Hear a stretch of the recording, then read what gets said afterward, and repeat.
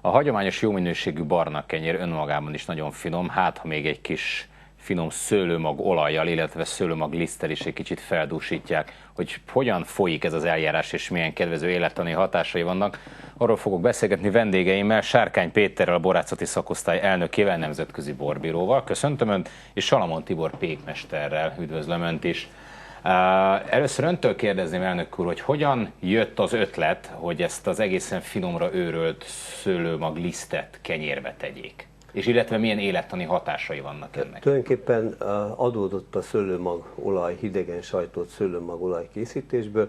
Ugye ott már úgy meg volt zúzva a szőlőmag, és kipréseltük be azt a minimális mennyiség olajat, és ott maradt nekünk ez a szőlőmag zúzalék, amiben rengeteg értékes anyag van, hisz tudjuk, hogy a bor készítés során is ezek az anyagok ma a vörösborba különösen becsültek, és az oligomér proantocianidinek, ami ugye a szőlőmag olajban is ott van, sokszorozott mennyiségben előfordul még ebbe a maradványba, és ezt tulajdonképpen próbáltuk malmi úton őrölni, az nem ment, illetve túl durvára és ilyen túl szemcsésre sikerült, és ennek következtében ugye recsegett a fogunk alatt, ha kenyeret ettük.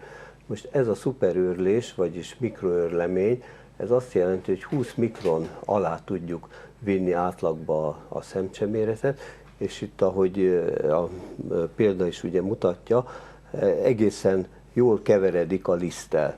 És ezek az antioxidáns hatású anyagok, amelyek ugye a kenyérben nagyon kis mennyiségben vannak, a kenyér liszthez és az élesztők is ugye jobban meghálálják, hisz a képen lehet látni, hogy a kenyeret jobban megdagasztják ezek a bioaktív anyagok, rendkívül kedvezőek az élesztők számára.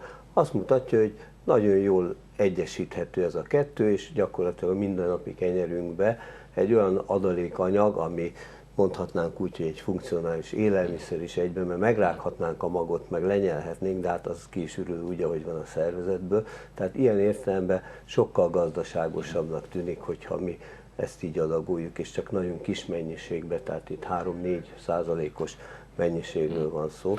Azt lehet tudni, hogy mennyire jobb ízű vagy jobb minőségű egy ilyen szőlőmagliszttel készült kenyér, mint egy hagyományos barna kenyér?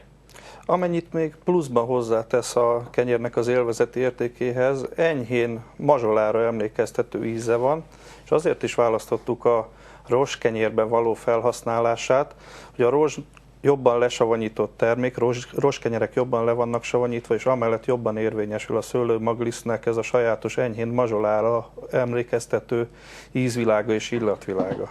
De tehát ugyanúgy a maga a kenyér előállítása ugyanolyan folyamat, csak hozzákeverik ezt a lisztet is?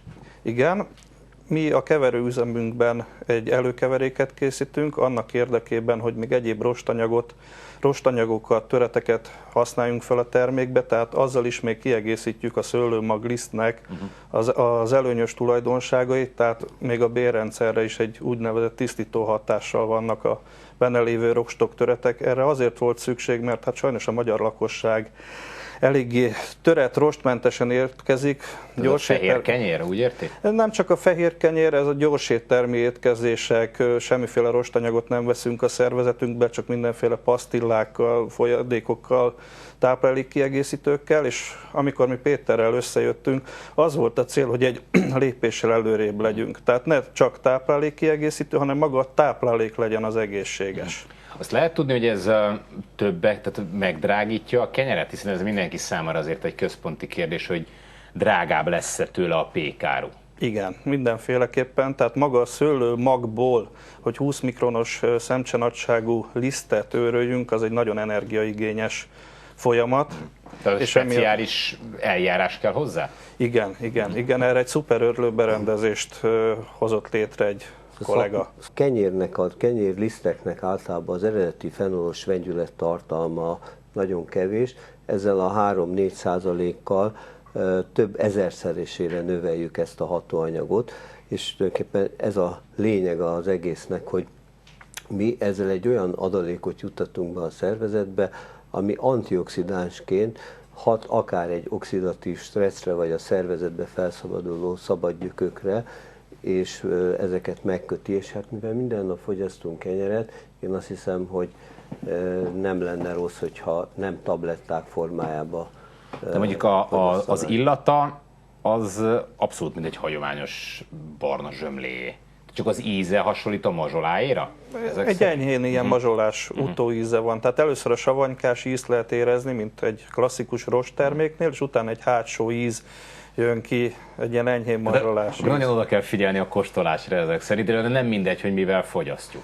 Tulajdonképpen mi próbáltuk lekvárokkal is, tehát édes vonalon is végigmentünk, vagy egy sovány sonkával is. Egyedül, amihez szerintem nem passzol, az a klasszikus paprikás krumpli, az a kevéssé egészséges fehér kenyér. Felhábor. Igen, az a jó hozzá ezek szerint? Hát ez az ízvilág szerintem nem a paprikás krumpli mellé való.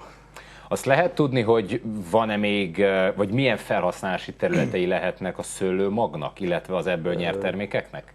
Most tulajdonképpen ez az út, ez nagyon jónak bizonyult, de akár tésztafélékhez, akár lángoshoz, egy pizza tésztához, vagy olyan termékekhez el tudjuk képzelni, amiben hát kell egy úgynevezett színezőanyag, tehát itt egy kis színezésről is van szó. Tudjuk, hogy nagyon sok kenyeret készítenek manapság úgy, hogy malátával, egyesek szerint karamellel, szóval, és akkor barna kenyérnek adják el.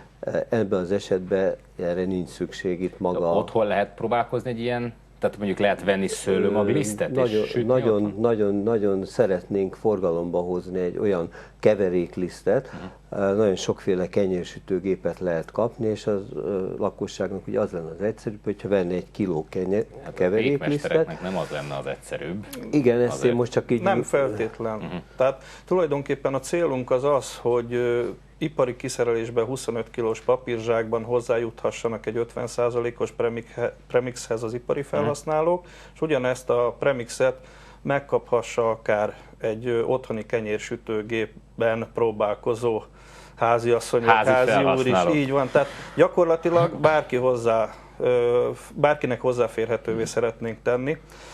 Azért fontos az, hogy egy előkeveréket készítsünk neki, mivel hogy a szőlőmag liszt fajsúlya szinte megegyezik a vízével, hogyha csak úgy házilag kutyulnánk össze, nagyon könnyen lehet, hogy az edénynek vagy a dagasztócsészének az oldalára ez a finom, púderszerű anyag kirakódik, és nem kerül bele a termékbe.